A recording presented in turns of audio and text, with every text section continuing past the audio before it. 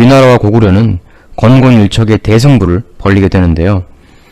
공소년 1차 공격 때와 같이 이 위나라 반격의 수행 장수는 바로 관구검이었습니다.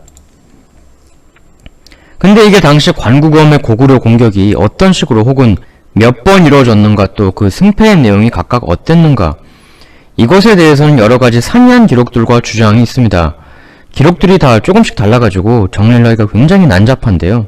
그래서 아싸리 우선 각 기록들을 사료별로 먼저 쫙 소개해드리고요. 마지막으로 제가 나름대로 최종 퍼즐을 맞춰보는 방식으로 진행해 보겠습니다. 우선 정사삼국지 관구검전의 기록입니다. 거기에 따르면 관구검의 고구려 침공은 1차와 2차로 나뉘어지게 되는데요. 한 가지 묘한 사실은 1차 침공하고 2차 침공 중 유독 1차 침공에 대해서만 왜인지 그게 언제였는지가 시기 특정이 안 되어 있습니다. 근데 희한하게 2차 침공에 대해서는 정확하게 연도가 특정이 되어 있거든요. 대체 왜 1차 침공엔 시기를 특정 안하고 2차 때만 특정해서 기록을 해놓았을까? 이건 좀 뒤에서 얘기해 보기로 하고요.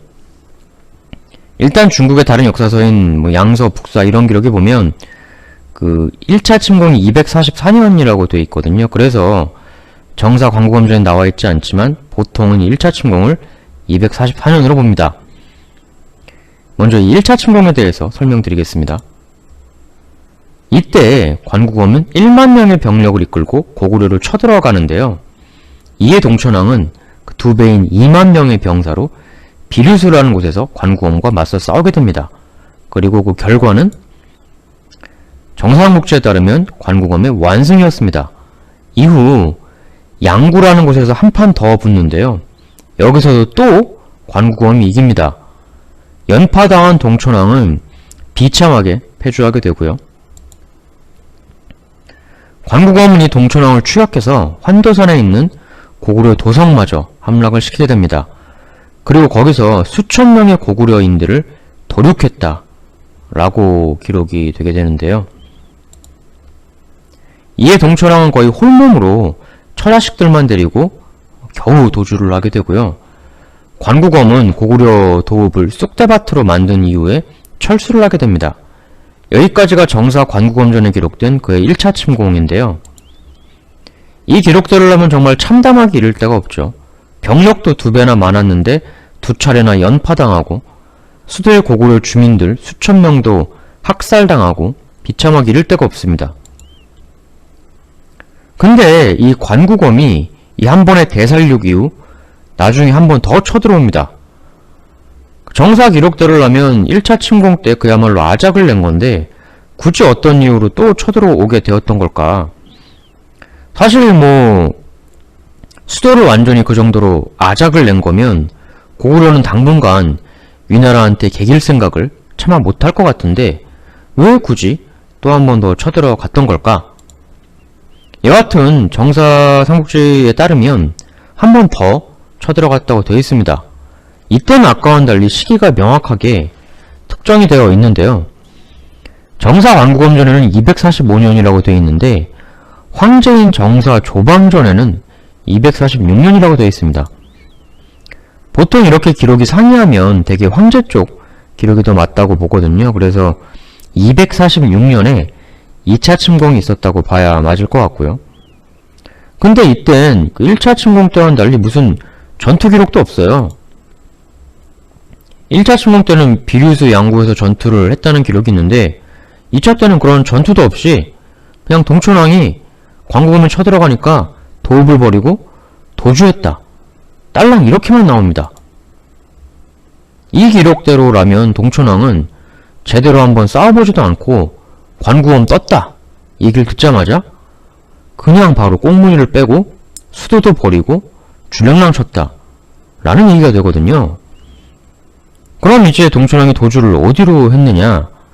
아예 고구려를 버리고 다른 나라로 도망갔다 라고 나옵니다. 그럼 어디로 갔냐? 그 정사에는 매구라고 기록되어 있는데 보통 이걸 옥저라고 하거든요. 여기서 관구검은 왕기라는 장수를 시켜서 다른 나라로 도망간 동천왕을 추격하게 합니다. 그리고 그 동천왕이 도망간 그 나라에서도 8,000명을 더 추가로 살육을 하게 됩니다. 이때 동천왕이 도망간 데가 정확히 어디냐, 어느 방향으로 도주했냐, 여긴 몇 가지 설이 있는데요. 이렇게 보시는 것처럼 한반도 안쪽으로 도주했다는 설이 있고, 이렇게 위쪽으로 도망갔다는 설이 있습니다. 물론 당시 고구려 도읍이 이쪽이었다 라는 것도 논란이 많이 있는 부분이죠. 저도 알고 있습니다. 이것보다는 훨씬 서쪽에 있었다 이런 관점도 물론 있지만 그건 이제 다루면 너무 얘기가 복잡해지니까 여기서는 제가 얘기하지 않도록 하겠습니다. 추후에 기회 되면 한 번 더 얘기해 보기로 하고요. 여기서는 일단 이 두 가지 도주설에 대해서만 살펴보겠습니다. 근데 이제 1번 설이냐 2번 설이냐 이게 왜 중요하냐면요. 왕기가 추격해 들어와가지고 거기서 또 8,000명을 도륙했다고 나와있기 때문이거든요. 그러니까 이제 만약에 요렇게 안쪽으로 한 도주가 맞아가지고 한반도 내륙으로 동천왕이 도망갔던 거다 라고 하면 왕기가 한반도 안쪽까지 깊숙하게 쑥 들어와서 여기서 수천 명을 참살했다는 얘기가 되는 거잖아요. 그러니까 이게 이렇게 되면 위나라한테 한반도 안쪽까지 쑥대밭이 났다는 얘기가 되는 거니까 더 비참한 거죠. 1번 도주로는. 그렇지만 2번이라고 보는 설도 있습니다. 위쪽으로 갔다는 거죠.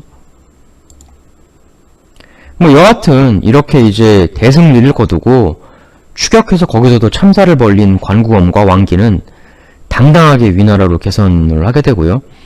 이 공으로 인해서 후로 봉해진 자가 100여 명에 달했다라고 나와 있습니다. 대승하고 돌아가서 포상 파티까지 벌리게 되었다는 거죠. 여기까지가 정사삼국지에 기록된 고위전쟁의 내용입니다. 정리를 해보면 1차 침공, 정사관구검전은 연도가 생략되어 있지만 244년으로 추정되는 그때 쳐들어왔을 때도 고구려는 박살이 났고 2년 뒤 2차 침공 이때도 역시 관구검한테 처참하게 깨져서 동천왕은 비참하게 도주하고 그 도주한 지역에서도 왕기가 쫓아들어와서 대살육을 벌였다. 이대로라면 정말 고구려라는 나라는 관구검이가 뜨기만 하면 찍소리 한번 못하고 처참하게 도륙당했다는 것밖에 안 되거든요. 근데 과연 이게 진실의 전부일까? 일단 이 기록에는 좀 몇 가지 의문점이 있습니다. 일단 왜 엄청난 대승을 거뒀다는 관구검의 1차 침공 그 연도를 애매하게 해놨을까? 이렇게 자랑스러운 승리일 텐데 위나라 입장에서는 244년 이겼다 이렇게 관구검전에 써놓으면 될 텐데 안 써놓고 또 안 쓰려면 다 안 쓰지. 근데 2차 때는 또 정확하게 연도를 기재를 했단 말이죠. 왜 1차만 안 쓰고 2차만 썼을까? 두 번째 의문점은 1차 침공 때 정사 기록대로라면 그렇게 대승을 하고 고구려 수도까지 쑥대밭을 만들어 놓았으면 고구려는 더 이상 개길 힘이 없었을 텐데 2년 후에 다시 재침공을 또 한 동기는 무엇인가? 이 동기가 기재가 안 되어 있거든요. 대체 왜 또 쳐들어간 거죠? 그렇게 쑥대밭 아작을 내놨으면 말이죠. 고구려를 완전 정복하기 위해서? 혹은 동천왕을 못 죽여서 마저 죽이려고? 글쎄요. 근데 위나라 입장에서는 선비족 오한족보다 더 멀리 떨어진 고구려를 완전 정복이라? 좀 그렇죠. 그러니까 굳이 1차 때 그렇게 박살을 냈는데 2차 정보를 또 하게 된 그 동기가 기술이 안 되어 있고 굉장히 이상해요. 이러한 의문들은 제가 뒤에서 한꺼번에 다 풀어드리도록 하겠습니다. 근데 이 고위전쟁에 대해서는 중국 측의 기록들만 있는 건 아닙니다. 우리도 가지고 있는데요. 바로 삼국사기가 있죠. 이 고위전쟁에 대해 삼국사기는 정사삼국지와 비슷한 부분도 있지만 상당히 다른 내용도 많이 있습니다. 한번 살펴보시죠. 일단 삼국사기에서의 기록은 이렇습니다. 먼저 242년에 동천왕이 위나라의 서안평이라는 곳을 강습해서 아주 박살을 내버립니다. 동천왕의 분노가 느껴지는 공격이었죠. 근데 이렇게 위나라가 한 방 얻어 맞았으면 중국 측 기록에 있는 그 244년 1차 침공, 여기에 대한 얘기가 나와야 될 거잖아요. 근데 삼국사기에선 이 1차 침공에 대해 뭐라고 기록이 되어 있는가? 아무것도 없습니다. 삼국사기인 이 시기 244년의 침공에 대해서는 어떠한 얘기도 없고요. 침략당하긴커녕 오히려 그 다음 해인 245년에 고구려가 아주 띵까띵까 룰루랄라 했다는 내용만이 나와 있습니다. 뭐라고 되어 있냐? 삼국사기 245년 기록에 동해 사람이 미녀를 동천왕에게 갖다 바치니 동천왕이 그녀를 후궁으로 들였다. 이런 내용이 있어요. 그러니까 중국 측 기록대로 244년에 개털렸다 라는 얘기는 찾아볼 수 없고, 오히려 그 다음에 245년에 누군가가 동천왕한테 미녀를 갖다 바쳤다. 그래서 그 미녀하고 동천왕이 좋아가지고 어화둥둥 놀아났다. 이런 기록만 있는 거죠. 상식적으로 244년에 그렇게 박살이 났으면 245년에 이렇게 여자하고 띵까띵까 어화둥둥을 할 수가 있겠습니까? 이건 말이 안 되죠. 수도가 그 대살육을 당했는데. 이건 오히려 되려 승리했을 때의 모습에 가깝거든요. 그러니까 뭐 다른 지역이나 다른 나라의 사람들이 멋지게 승리한 동천왕에 대해 역시 동천왕님 짱이세요 이러면서 주변에서 파워풀한 동천왕에게 아부 차원에서 미녀를 갖다 바치는 오히려 이러한 정황인 거죠. 그러니까 사실 동천왕이 뭐 미치지 않고서야 수도가 대살육당한 그 다음 연도에 갑자기 그 후궁을 왜 받겠습니까? 그 정도 난리가 났으면 오히려 기존에 있는 후궁도 구조조정을 해야 될 텐데 말이죠. 그러니까 야 지금 나라도 어려운데 저희 후궁들 니네 좀 영유퇴직 좀 해라. 이렇게 해서 정리를 해도 시원찮을 판인데 오히려 다른 나라에서 미녀를 갖다 바치고 있거든요. 지금 동천왕한테. 이거는 동천왕이 실성을 하지 않고서야 말이 안 되는 정황이죠. 그 삼국사기 기록을 조금 더 따라가 보면 이 245년에 동천왕이 미녀랑 어화둥둥 한 거 말고도요 한술 더 뜨는 움직임이 또 있습니다. 뭐냐면 이해에 군사를 일으켜서 신라를 침공을 해요. 이거는 아까 그 미녀랑 어화둥둥 한 것보다 더 말이 안 되죠. 244년에 대살육을 당했는데 245년에 신라를 침공한다? 이거는 더더욱이 도저히 말이 안 되는 얘기죠. 그러니까 244년에 1차 침공이 있었고 거기서 관구검이 동천왕을 개박살냈다 라는 중국 측의 여러 기록들은 굉장히 그 진위가 의심이 갈 수밖에 없는 겁니다. 아니 박살난 나라가 무슨 힘이 있어서 또 신라를 쳐요. 말이 안 되는 얘기죠. 그러니까 고구려 좋아하시는 분들은 참 여기까지는 희망적이고 좋은 얘기실 것 같은데요. 근데 여기까지는 좋습니다. 여기까지는 좋은데 한국 사기에도 그 문제의 246년 기록이 드디어 나오기 시작합니다.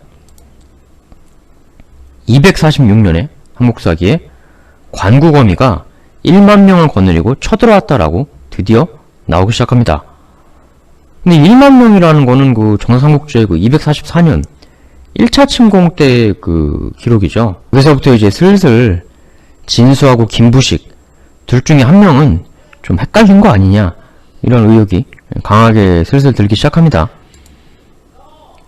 정창국제에서는 그 1차 침공 때 비류수와 양구에서 2번 싸웠다 이렇게 나와 있거든요. 근데 한국사기에서는 그 244년, 246년에 역시 또 비슷하게 2번 싸웠다는 기록이 나옵니다. 여기까지는 그러면 뭐 둘 중에 한 명이 연도를 착각했나? 이렇게 생각할 수 있는데 근데 연도뿐만이 아니고 그 싸움의 결과가 너무나 판이에요. 너무 다릅니다. 한국사기 246년 기록을 보면 비류수에서 1차 전투를 벌입니다. 여기까지는 정사가하고 좀 비슷한데 결과가 전혀 달라요. 관구검이 아니라 동천왕이 완승을 거둡니다. 동천왕이 관구검을 그냥 물리친 것도 아니고요. 관구검 10,000명 중에 무려 3,000명을 참살했다라고 나옵니다. 엄청난 동천왕의 대승이죠. 이 1차 컨택에서 관구검은 동천왕에게 전체 병력의 무려 30%를 사살당하게 된 건데요. 전 병력의 30%를 잃었다는 거는 이건 그냥 진 게 아니고 완전히 대패했다는 얘기거든요. 그리고 여기서 그치지 않고 한 번 더 싸웁니다. 한 번 더 싸우는 거는 정사하고도 같죠. 근데 여기서도 정반대로 삼국사기에서는 동천왕이 또 이겼다고 나옵니다. 여기서 또 3,000명을 죽이거나 생포했다 이렇게 되어 있거든요. 이대로라면 관구검은 2번 연속으로 동천왕에게 어마어마한 대참패를 당하게 된 거고요. 이렇게 되면 원래 1만 명 중에 3,000명 죽고 3,000명 또 잃었으니까 6,000 빠지는 거니까 이제 꼴랑 4,000명 남게 된 셈이죠. 이 정도면 거의 그 완전 관구검은 개털이 되었다 라고 봐도 무방한 겁니다. 그리고 또 6,000명이 완전히 그 죽거나 생포됐는데 남은 4,000명이라고 좀 몸이 온전하겠습니까? 뭐 다치고 뭐 멍들고 뭐 완전 아수라장이 되었겠죠. 근데 여기까지는 뭐 고구려가 좋아요. 좋은데 삼국사기에서는 이 이후에 정말 믿기지가 않는, 믿기 어려운, 이대로라면 거의 이건 동북아 전사에 남을 만한 기적같은 대역전국을 관구검이 이뤄냈다라고 나옵니다. 1만 명 중 60%의 관구검 부대를 괴멸시킨 동천왕이 이 승리의 도취가 되어가지고 여기서 완전히 정신이 헷가닥 나가게 되거든요. 동천왕은 이렇게 갑자기 떠들어댑니다. 위나라 대군이 우리나라 소군만 못하구나. 관구검이란 놈은 뭐하는 개벽닭이냐. 위나라 명장이라고 큰소리만 뻥뻥 치더니 이제 그의 목숨은 내선하기에 달려있구나. 푸하하. 이렇게 갑자기 승리에 도취돼서 실상한 모습을 보이더니 자신이 직접 철기병을 이끌고 관구검 장당을 괴멸시키려 마지막 돌진을 하게 됩니다. 근데 여기서 관구검은 믿을 수가 없는 대역전국을 보여주기 시작하는데요. 삼국사기에서는 이 대역전국을 이렇게 기록하고 있습니다. 동천왕이 철기병 5,000을 거느리고 돌진하였는데 관구검이 방진을 치고 결사항전에서 고구려가 대패했다. 그래서 고구려군 2만 중에 무려 1만 8,000명이 여기서 전사하게 되었다. 그리고 동천왕은 자녀 병력 1,000명 정도를 이끌고 비참하게 달아났다. 그러니까 프로야구 플레이오프로 치면 5판 삼성전자 시합에서 첫 2판을 2대0으로 이기다가 갑자기 2대3으로 수입당한 것 같은 대역전극이 벌어진 건데요. 상식적으로 그렇게 만신창이었던 관구검 군에 2만 명이면 5배인 거잖아요, 고구려가. 근데 이거를 대역전 살육국을 벌였다는 얘기인데 일단 이 삼국사의 기록을 의심 없이 받아들인다면 이렇게밖엔 이해가 안 되거든요. 그러니까 이제 여기서 동천왕의 주력 부대가 철기병이라고 나와 있는데요. 고구려의 철기병 하면 우리가 당장 딱 떠오르는 게 있죠. 바로 그 유명한 고구려의 계마무사. 병사와 말까지도 철갑으로 몸을 휘감은 그 이름도 무시무시한 동북아 최강의 고구려 철갑 중장기병. 이 사람뿐만 아니고 말도 갑옷을 두르고 있는 걸 확인할 수 있죠. 이렇게 철제 갑옷으로 휘감은 사람과 말이 상대 적군을 강습해서 개패듯 패버리는 그야말로 우리 가슴을 뛰게 하는 만주벌판의 탱크 계마무사. 보통 기병 전술을 하면 여러 가지가 있겠습니다. 크게 상반된 두 부류가 있습니다. 바로 경기병과 중장기병이죠. 이 경기병하고 중장기병은 전술이 전혀 다릅니다. 경기병은 그야말로 히트앤드런, 적병들 사이로 뛰어다니면서 그 빼어난 기동력으로 활을 쏴가지고 적을 붕괴시키는 방법인데요. 경기병의 그 전술은 소위 스웜 전술이라고 부르죠. 영단어 스웜은 곤충들이 떼지어 다니는 모습을 나타내는 건데요. 일단 번개 같은 스피드로 가서 완전 접근하기 전에 화살비를 퍼부어줍니다. 그러면 화살 얻어맞은 적병이 경기병한테 반격하러 다가올 거잖아요. 그땐 적하고 맞붙지 않고 일단 튀는 거죠. 히트앤드런. 그럼 적군이 따라올 텐데 막 이렇게 도망을 가다가 갑자기 또 여기 보시는 것 같은 이런 터닝샷, 도망가다가 몸을 180도 돌려서 백터닝 샷을 팡 하고 날리는 거죠. 도망간다고 생각하고 쫓아가다가 갑자기 이런 백터닝 샷을 맞고 적군은 또 여기서 팍팍 쓰러지게 되는 거죠. 그러니까 기병이 워낙 스피드가 좋으니까 쫓아갈 수도 없고, 그렇다고 안 쫓아가자니 가만히 있으면 적 경기병이 다시 또 다가와서 화살로 막 쏘고, 쫓아갈라 치면은 또 잽싸게 도망가고, 추격을 하려 그러면 추격하다가 또 이렇게 그 백터닝 샷으로 화살 맞고, 요 과정을 무한 루프로 반복하다가 결국 상대방이 이제 괴멸이 되는 게 바로 이제 그 경기병의 스웜 전술입니다. 이 전술이 진짜 생각해봐도 답이 잘 안 나오거든요. 파이법이 쉽지가 않습니다. 그래서 엄청난 기간 동안 기마 민족들의 이 스웜 전술은 그야말로 공포의 대상이었었죠. 그럼 반대로 이 철갑 중장기병, 이들은 어떻게 싸우는 거냐? 이 그림만 봐도 이 그 중장기병 개마무사 아주 그냥 뭐 자신감이 넘치지 않습니까? 말까지 철로 둘러싸고 밀어붙이면 웬만한 보병들은 그냥 까무러치고 밀려버릴 수밖에 없었겠죠. 끔찍하죠.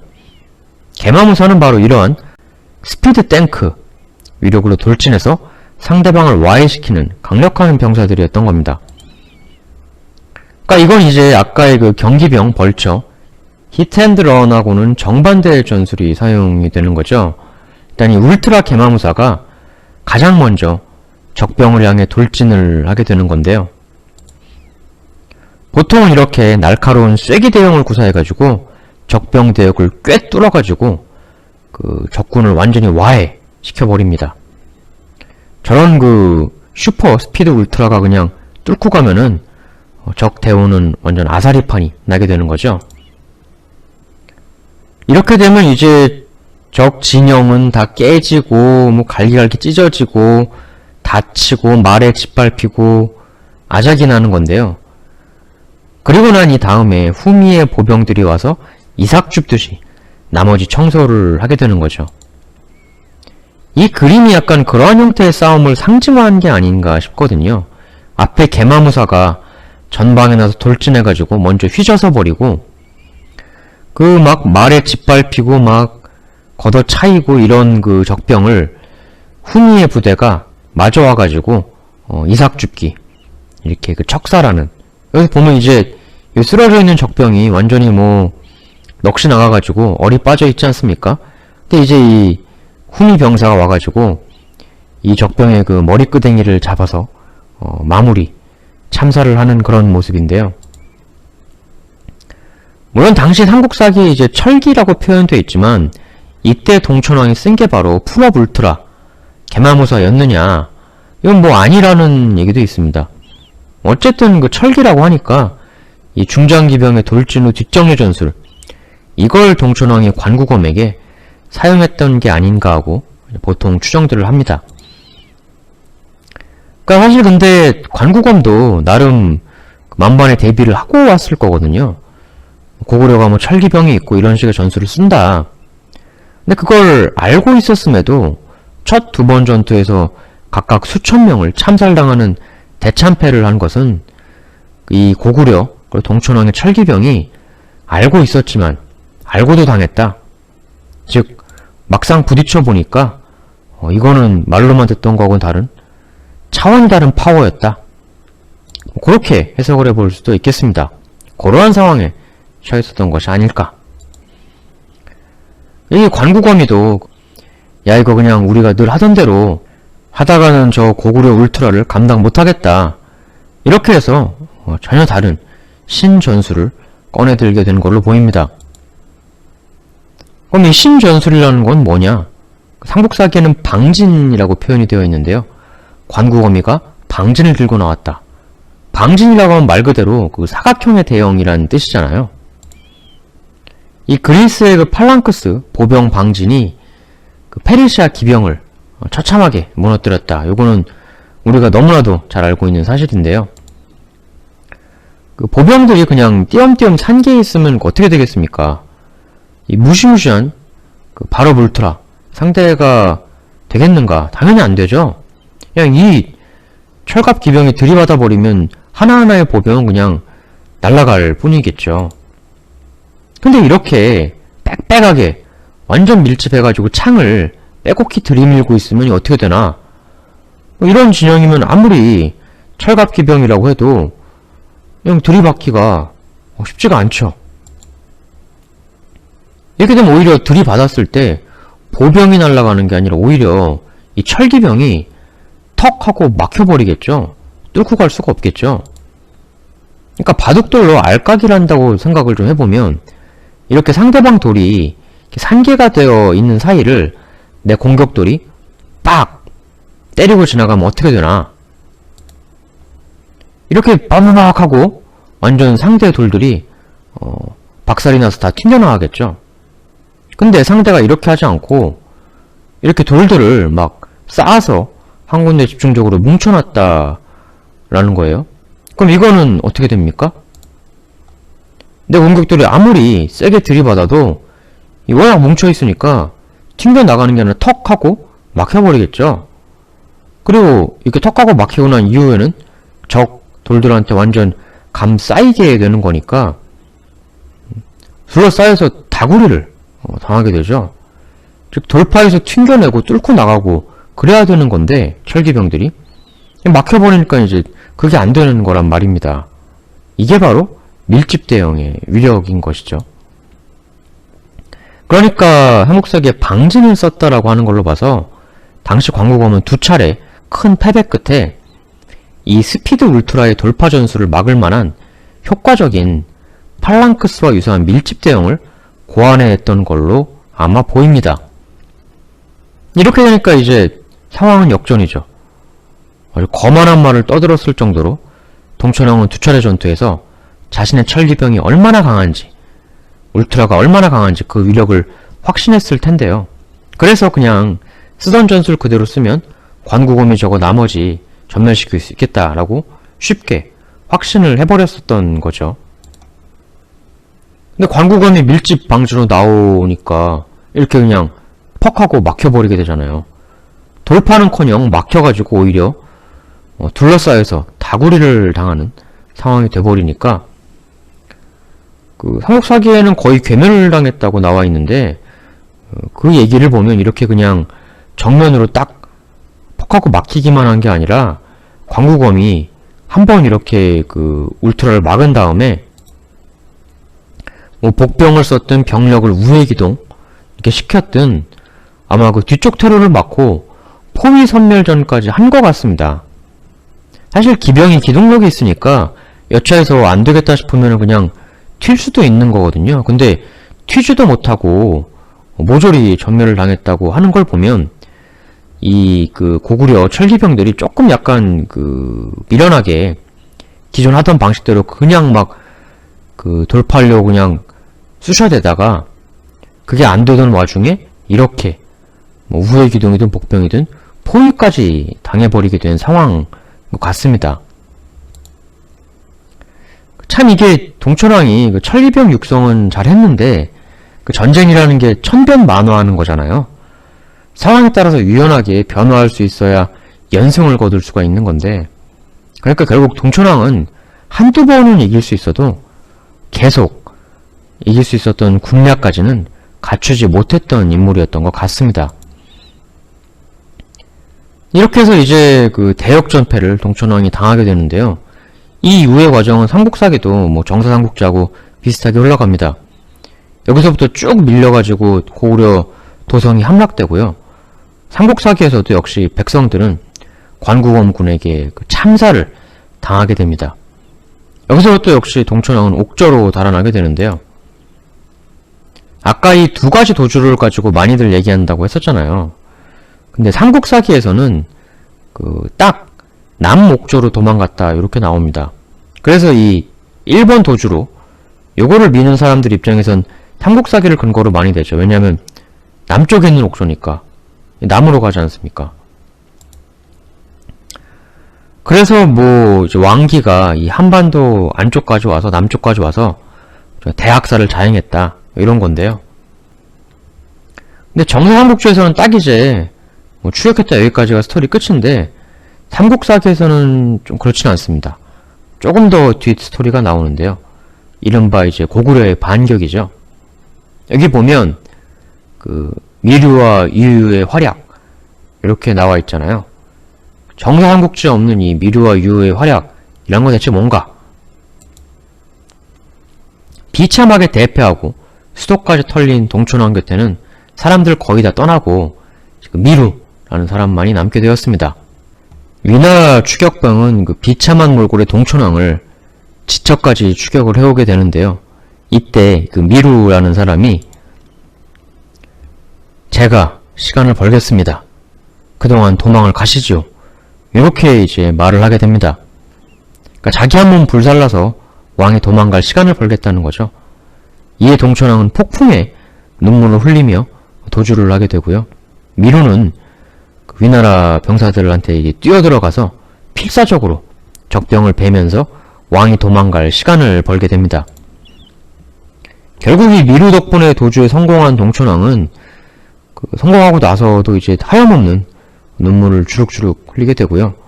그리고 옆에 남은 몇 명 안 되는 부하들에게 이렇게 이야기를 합니다.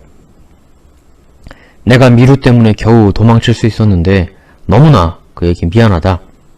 혹시라도 누가 미루를 되찾아올 사람이 없겠는가? 다시 미루를 찾아온다면 내가 최고의 상을 내려주겠다. 이러니까 이제 유옥구라는 사람이 제가 한번 돌아가서 미루를 구해오겠습니다. 라고 말을 하게 되고요. 라이언 미루 일병 구하기 작전이 시작이 되는 거죠. 이 유옥구라는 사람도 거의 뭐 목숨 걸고 한 일일 텐데요. 근데 이 유옥구가 이제 다시 돌아가 보니까 이 미루가 전장에서 아주 그냥 피투성이로 쓰러져서 거의 죽어가고 있었던 거죠. 근데 이제 죽기 직전에 극적으로 구해옵니다. 근데 다 죽어가는 미루는 다시 이제 유옥구한테 업혀오게 되고요. 동천왕 품에 안길 수 있게 됩니다. 야사에 따르면 동천왕은 그 피투성이의 미루를 끌어안고 펑펑 울다가 결국에는 그를 살리기 위해서 자신의 허벅지살을 잘라서 미루에게 먹이기까지 했다고 합니다. 동천왕의 극진한 간호하에 결국 미루는 살아나게 되고요. 이렇게 미루가 목숨을 걸고 시간을 벌어주었지만 이 독한 위나라 군대는 또다시 지척까지 추격을 해오게 됩니다. 이때 또 한 명의 충신이 나타나게 되는데요. 바로 유유였습니다. 이 유유는 이렇게 제안을 하게 되는데요. 저에게 어리석은 계책이 하나 있습니다. 제가 음식을 들고 와서 위나라 장수에게 위장투항하겠습니다. 그리고 그 음식 안에 칼을 숨겨가지고 방심한 틈을 타 위나라 장수의 목을 찌르겠습니다. 저의 계책이 구현되는 대로 모든 병력을 휘몰고 기습에 나서십시오. 동천왕이 이렇게 반문하는 거죠. 아니 유유, 그러면 자네 목숨은 어찌 되는 겐가? 유유는 이렇게 답을 합니다. 거기까지 바랄 수 있겠습니까? 이에 또다시 폭풍 같은 눈물을 흘리게 되는 동천왕이었던 거죠. 그리고 이렇게 다짐을 합니다. 유유, 내 모든 걸 걸고 너의 살신성인 절대 헛되게 하지 않겠다. 이러고 이제 유유는 그 자신의 마지막 임무를 수행하러 위나라 캠프로 백기를 들고 향하게 됩니다. 여기서 유유는 위나라 장수에게 우리 임금이 대국의 죄를 짓고 도망가였으니 이제 몸둘 곳도 없게 되었습니다. 이에 귀관에게 항복을 하고자 하오니 우선 그 증표로 이 고구려 음식을 만들어 왔습니다. 어디 한번 좀 드셔보시죠. 이렇게 입에 발린 말을 하게 됩니다. 이때 이 위나라 장수 이름은 기록되어 있지 않은데요. 이 양반은 의심 없이 뭐 맛있어 보이는구만 하고 덜컥 이제 음식을 받아 먹으려고 했던 거죠. 이때 유유가 음식 사이에 숨겨놨던 날카로운 비도를 꺼내서 위나라 장수의 목을 사정없이 찔러버립니다. 물론 이 직후 유유는 위나라 병사들에게 온몸이 난자당하게 되고요. 그러나 이 거사가 성공한 직후 동천왕은 모든 걸 쥐어짜낸 마지막 병력으로 기습 반격을 시도하게 됩니다. 여기서 위나라의 추격병 군대를 크게 격파하게 되죠. 이 미루와 유유의 살신성인으로 인해 결국 동천왕은 이후 다시 수도를 탈환하게 되고요. 고구려를 재건하게 됩니다. 근데 이때 너무 고생을 했던지 그냥 2년 뒤에 죽게 돼요. 참 고생만 하다가 간 인생이었죠. 그렇지만 이 동천왕이라는 사람은 정말 마음이 착하고 따뜻한 사람이었던 것 같습니다. 이 대환란을 겪었음에도 불구하고 고구려 사람들은 동천왕에게 아주 큰 사랑을 보냈어요. 그가 죽을 때 같이 따라 죽었던 사람들이 아주 인산인해를 이루었다고 합니다. 실제로 그 미루나 유유 같은 이런 충신도 괜히 나온 건 아니었겠죠. 그만큼 동천왕은 어렸을 때부터 그 우씨 밑에서 노심초사 살아남으면서 나의 사람, 나의 부하를 각별하게 챙기는 그러한 그 따뜻한 리더로서 성장을 했던 게 아닌가 싶습니다. 여기까지가 삼국사기에 기록된 그 고유전쟁의 내용인데요. 뭐 정사삼국지와는 다른 상당히 감동적인 스토리도 많이 있는데 물론 여기에 대해서도 의문 가는 부분은 있습니다. 일단 그 1차, 2차로 나뉘어진 정사삼국지와는 달리 246년 한방에 원샷에 그 모든 엎치락뒤치락이 다 벌어졌다는 얘기거든요. 근데 삼국사기에 따르면 이 관구검이 초장에 2번이나 엄청난 패배를 당하게 되는데 이 이후에 역전을 해버리는 게 과연 가능한 얘기인가? 가능하다고 볼 수도 있지만 여기서 또 동천왕이 묘한 말을 하거든요. 적의 대병이 우리 소병만 못하다. 근데 분명히 그 위군 쳐들어온 병사는 1만 명이라고 되어 있단 말이죠. 고구려군은 2만 명이고. 근데 어떻게 위나라군이 대병이고 고구려가 소병일 수가 있습니까? 말이 앞뒤가 안 맞죠. 그럼 왜 2만 동천왕이 1만 관구검에게 대병이라고 했을까? 실제로 이 의문점은요, 제가 아니라 단재 신채호 선생님께서도 똑같이 제기하셨던 겁니다. 말이 안 된다. 아니 어떻게 2만이 1만한테 대병이라고 하냐. 그렇기 때문에 당연히 당시 관구검이 이끌고 온 위나라 병사의 숫자는 고구려 2만보다 훨씬 많아야 이게 논리적으로 정상이다. 이렇게 말씀을 하신 거고요. 또 이런 말씀도 하나 더 덧붙이십니다. 나중에 위나라에서 후로 봉해진 사람이 100명이 넘는다고 하는데 병사 1만에 후로 봉해진 사람이 100명 나오는 게 이게 말이 되냐. 그렇기 때문에 당시 그 위나라 원정군 1만 명은 말이 안 되는 숫자다. 이렇게도 말씀을 더 하셨습니다. 또 다른 의문점이 하나가 있는데요. 이어지는 의문점이겠지만 1차, 2차 연승으로 위나라 병사가 6,000명이 날아간 거잖아요. 그러면은 4,000밖에 안 남는데 이게 어떻게 이제 4,000 가지고 18,000명 고구려 병사를 학살할 수가 있는가. 아무리 팔랑크스라고 해도 거기다가 18,000 죽인 것 뿐만 아니라 수도까지 가서 거기서 또 대학살을 벌리거든요. 이건 4,000 갔다가 가능한 얘기냐? 말이 안 된다. 세 번째 의문점. 그 정사삼국지에는 그 1차 침공 244년에도 고구려가 쑥대밭이 됐다고 하는데 삼국사기에는 그 다음 해인 245년에 고구려가 너무 띵까띵까 했거든요. 이상의 모든 의문점을 정확히 봤을 때 이렇게 보는 게 가장 악의가 맞지 않나 싶습니다. 아무래도 관구검 원정은 두 차례에 나눠서 이루어진 게 맞는 것 같습니다. 아마도 중국 측 기록대로 1차 원정은 244년이었을 것이다. 그러나 그 승패는 중국 측의 기록과는 달랐을 가능성이 크다. 왜냐? 245년에 고구려가 너무 띵까띵까였으니까 힘이 남아돌아서 신라까지 침공할 정도였으니까 거기서 삼국사기에 동천왕이 대승을 거두었다는 기록도 있는 걸 보면 244년 관구검 1차 원정은 관구검이 동천왕의 철기전술에 패해 패퇴하고 돌아간 것으로 보인다.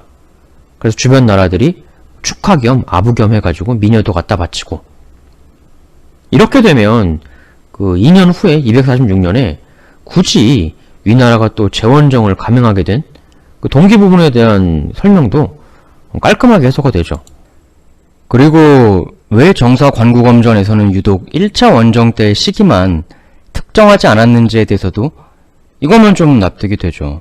그렇잖아요. 그렇게 멋진 대승이었으면 엄청나게 화려하게 정확하게 기록해 놓을 텐데 왜 연도가 없습니까? 이상한 거죠.